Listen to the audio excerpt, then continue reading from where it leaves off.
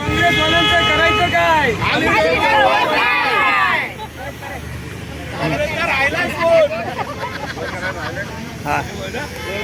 आज इथे आम्ही जमलेलो आहोत की आमच्या नारी शक्तीच्या अस्तित्वाला धक्का लावण्याचा प्रयत्न केला गेला। आज आम्हाला शासनाने 33% आरक्षण दिले आणि या आरक्षणाच्या माध्यमातून आम्ही महिला आमची ताकद दाखवू शकतो, आम्ही लोकप्रतिनिधीपद भूषवू शकतो। त्या आम्हाला भविष्यामध्ये महिलांचं आरक्षण पडलं तर आम्ही माझी महिला आमदारही होऊ शकते। आणि असं हे महिलांच्या विकासात्मक निर्णयाचा जो निर्णय घेण्यात आला होता तो काँग्रेस पक्षाने आणून पाडलेला आहे।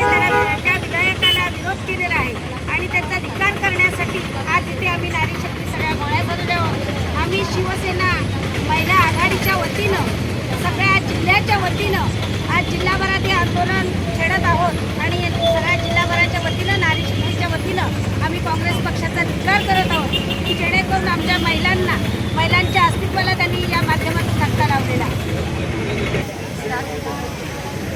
आज प्रत्येक क्षेत्रात महिला पुरुषाच्या खांद्याला खांदा लावून उभी आहे, तर त्या संदर्भातलं जे विधेयक पास झालं होतं 33% आरक्षण आम्हाला मिळणार होतं, त्या संदर्भात काँग्रेस पक्षाने विरोध दर्शवले, त्याला विरोध केलेला आहे त्या विधेयकाला।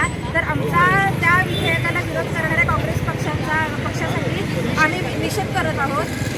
आम्हाला पूर्णपणे अधिकार आहे की आम्ही त्या लोकसभेमध्ये किंवा प्रत्येक क्षेत्रात आम्ही पुढे जाऊन आम्ही माणसांना टिकवू शकतो। त्यामुळे आम्ही या विरोध करणाऱ्या काँग्रेस पक्षाला निषेध करत आहोत।